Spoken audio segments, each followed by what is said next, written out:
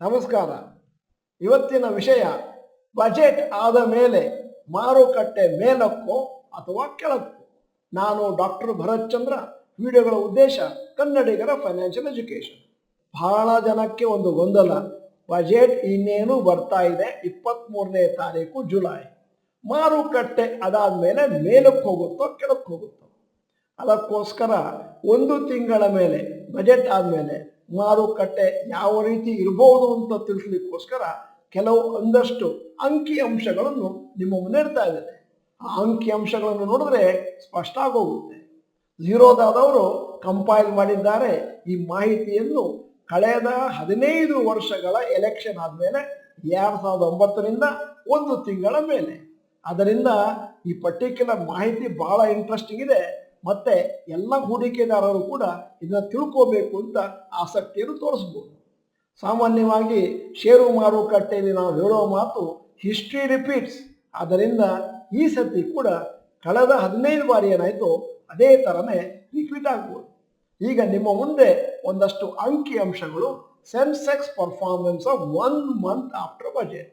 ಮೊದಲನೆಯ ಸನ್ನಿವೇಶ 16ನೇ ತಾರೀಕು ಫೆಬ್ರವರಿ 2019 -4.04%. ಮತ್ತೆ 26ನೇ ತಾರೀಕು ಫೆಬ್ರವರಿ 2010 +6.89%. 16ನೇ ತಾರೀಕು ಮಾರ್ಚು 2012 -1.8%. ನಾನು ಬೇಕಂತ ಆದಷ್ಟು ಸಂಕ್ಷಿಪ್ತ ಮಾಡಲಿಕ್ಕೋಸ್ಕರ 2 ವರ್ಷಕ್ಕೊಮ್ಮೆ ಹೇಳ್ತಾ ಇದ್ದೇನೆ. ಬೇಕಾದರೆ ವಿಡಿಯೋನ ಅಲ್ಲಿಗೆ ಸ್ಟಾಪ್ ಮಾಡಿ ನೀವು ಗುರ್ತು ಹಾಕಬಹುದು. 6ನೇ ಒಕೇಶನ್ 28ನೇ ತಾರೀಕು ಫೆಬ್ರವರಿ 2013 -0.14%. 17th February 2014 +6.17%. ಪ್ಲಸ್ ಹೋದಾಗೆಲ್ಲ ಬಹಳ ಜಾಸ್ತಿ ಹೋಗಿದೆ, ಮೈನಸ್ ಹೋದಾಗ ಕಮ್ಮಿ ಹೋಗಿದೆ. 10th July 2014 -0.17%. 29th February 2016 7.62%. 1st February 2018 -5.4%.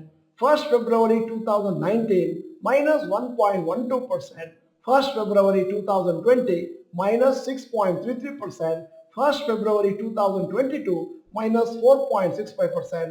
1st February 2024 interim budget +2.9%. ಆದ್ದರಿಂದ ಕಳೆದ 19 ವರ್ಷಗಳ ಬಜೆಟಿನ ಹಿಸ್ಟ್ರಿಯನ್ನು ತಗೊಂಡ್ರೆ ಅಲ್ಲಿಗೆ 11 ಒಕೇಶನಲ್ಲಿ ಬಜೆಟ್ ಆದಮೇಲೆ ಒಂದು ತಿಂಗಳ ಮೇಲೆ ಮತ್ತೆ ಸೆನ್ಸೆಕ್ಸು ನಿಫ್ಟಿ ಒಂದಷ್ಟು ನೆಗೆಟಿವ್ ಇತ್ತು. ಅಂದರೆ 58% ಟೈಮ್ ಬಜೆಟ್ ಆದಮೇಲೆ ಸೆನ್ಸೆಕ್ಸು ಅಥವಾ ನಿಫ್ಟಿ ಒಂದಷ್ಟು ಕೆಳಗಿತ್ತು. ಅದರಿಂದ ನಾವು ಆವ್ರೇಜ್ ರಿಟರ್ನ್ಸ್ ಅನ್ನ ಕ್ಯಾಲ್ಕುಲೇಷನ್ ಮಾಡಿದಾಗ ಬಜೆಟ್ ಆದಮೇಲೆ ಒಂದು ತಿಂಗಳ ಒಳಗಾಗಿ ಮಾರುಕಟ್ಟೆ +0.49% ಇತ್ತು. ಈ ಅಂಕಿ ಅಂಶಗಳನ್ನು ಗಮನಿಸಿದಾಗ ನಿಮ್ಗೆ ಚೆನ್ನಾಗಿ ಗೊತ್ತಾಗುತ್ತೆ. ಸೆನ್ಸೆಕ್ಸು 3 ಒಕೇಶನ್ಸ್ ಕೆಳಗೆ ಬಂದಿರೋದು ಬಜೆಟ್ ಆದಮೇಲೆ ಒಂದು ತಿಂಗಳು. ಆದರೆ ಆವ್ರೇಜ್ ಮಾತ್ರ +0.49% ಇದೆ. ಯಾಕಂದ್ರೆ ಸೆನ್ಸೆಕ್ಸು ಬಜೆಟ್ ಆದಮೇಲೆ ಒಂದು ತಿಂಗಳ ಒಳಗಾಗಿ ಮೇಲಕ್ಕೆ ಹೋದಾಗ ದೊಡ್ಡ ಪ್ರಮಾಣದಲ್ಲಿ ಮೇಲಕ್ಕೆ ಹೋಗಿದೆ, ಕೆಳಗೆ ಬಿದ್ದದ್ದು ಕಮ್ಮಿ ಬಿದ್ದಿದೆ. ಈ ವರ್ಷದ ಲೆಕ್ಕ ಹೇಳಬೇಕು ಅಂತಂದ್ರೆ ಈ ಸತಿ ಪ್ರೀ ಬಜೆಟ್ ರ್ಯಾಲಿ ಬಹಳ ಚೆನ್ನಾಗಿತ್ತು. ಅದರಿಂದ ಬಹಳ ಇಂಟ್ರೆಸ್ಟಿಂಗ್, ಕಾದು ನೋಡಬೇಕು.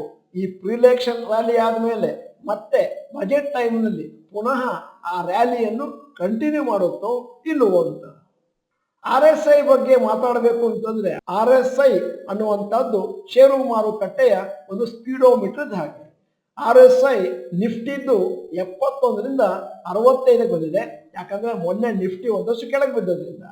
ಮತ್ತೆ ಮಂತ್ಲಿ RSI ಅಂತಂದ್ರೆ ಮೀಡಿಯಂ ಟರ್ಮ್ ಔಟ್ಲುಕ್ ಏನಿದೆ ನಿಫ್ಟಿಗೆ ಅದು 79ರಿಂದ 80 ಇದೆ RSI.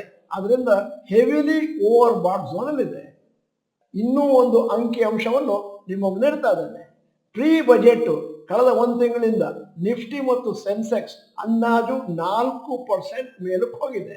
ಹಿಸ್ಟಾರಿಕಲ್ ರೆಕಾರ್ಡ್ಸ್ ಏನ್ ಹೇಳುತ್ತೆ ಅಂತಂದ್ರೆ ನಮ್ಮ ಬಜೆಟಿನ ಒಂದು ತಿಂಗಳ ಮುಂಚೆ ಕೇವಲ 1.1% ಮೇಲಕ್ಕೆ ಹೋಗುತ್ತೆ ಸಿನ್ಸ್ 2019. ಆದ್ದರಿಂದ ಹಿಂದಿನ ದಿನಗಳ ಲೆಕ್ಕ ತಗೊಂಡ್ರೆ, ಹಿಸ್ಟಾರಿಕಲ್ ರೆಕಾರ್ಡ್ಸ್ ತಗೊಂಡ್ರೆ ನಿಫ್ಟಿ ಅಥವಾ ಮಾರ್ಕೆಟ್ ಒಂದಷ್ಟು ಒಳ್ಳೆ ರಿಟರ್ನ್ಸ್ ಕೊಟ್ಟಿದೆ ಪ್ರೀ ಬಜೆಟ್. ಬಜೆಟ್ ಆದಮೇಲೆ ಮಾರುಕಟ್ಟೆಯಲ್ಲಿ ಒಂದಷ್ಟು ಜಾಸ್ತಿ ವಾಲಟಾಲಿಟಿ ಇರ್ಬೋದು. ಅದರ ಬಗ್ಗೆ ಗಮನ ಇರಲಿ ಅಂತ ನಿಮಗೆ ತಿಳಿಸ್ತಾ ಇದ್ದೇನೆ. ವಿಡಿಯೋದ ಕೊನೆಯಲ್ಲಿ ನಮ್ಮ ಸಮೀಕ್ಷೆಗಾಗಿ ಒಂದು ಇಂಟ್ರೆಸ್ಟಿಂಗ್ ಪ್ರಶ್ನೆ ಕೇಳ್ತಾ ಇದ್ದೇನೆ. ಅಕಸ್ಮಾತ್ ಏನಾದರೂ ಮಾರುಕಟ್ಟೆಯಲ್ಲಿ 5%ಗಿಂತ ಜಾಸ್ತಿ ಏನಾದರೂ ಕರೆಕ್ಷನ್ ಬಂದ್ರೆ ನೀವು ಲಂಸಮ್ ಅಮೌಂಟ್ ಅನ್ನು ಹಾಕ್ಲಿಕ್ಕೆ ರೆಡಿ ಇದ್ದೀರಾ? ಎಸ್ ಅಥವಾ ನೋ ಅಂತ ಟೈಪ್ ಮಾಡಿ. ನೀವು ಡಾಕ್ಟರ್ ಭರತ್ ಚಂದ್ರ ಇನ್ಸ್ಟಿಟ್ಯೂಟ್ ಕನ್ನಡ ಚಾನೆಲ್ ಮೆಂಬರ್ ಅಂತಂದ್ರೆ ಇದೀಗ ಸಮಯ ಸಬ್ಸ್ಕ್ರಿಪ್ಷನ್ ಬಟನ್ ಬೆಲ್ ಐಕಾನ್ ಒತ್ತಿ. ವಿಡಿಯೋ ಚೆನ್ನಾಗಿದ್ರೆ ಲೈಕ್ ಬಟನ್ ಒತ್ತೋದನ್ನು ಮರಿಬೇಡಿ. ವಿಡಿಯೋನ ನಿಮ್ಮ ಎಲ್ಲಾ ಸ್ನೇಹಿತರಿಗೂ ಫಾರ್ವರ್ಡ್ ಮಾಡಿ. ವಿಡಿಯೋನ ಸಂಪೂರ್ಣವಾಗಿ ನೋಡಿದ್ದಕ್ಕೆ ಧನ್ಯವಾದಗಳು. ನಮಸ್ಕಾರ.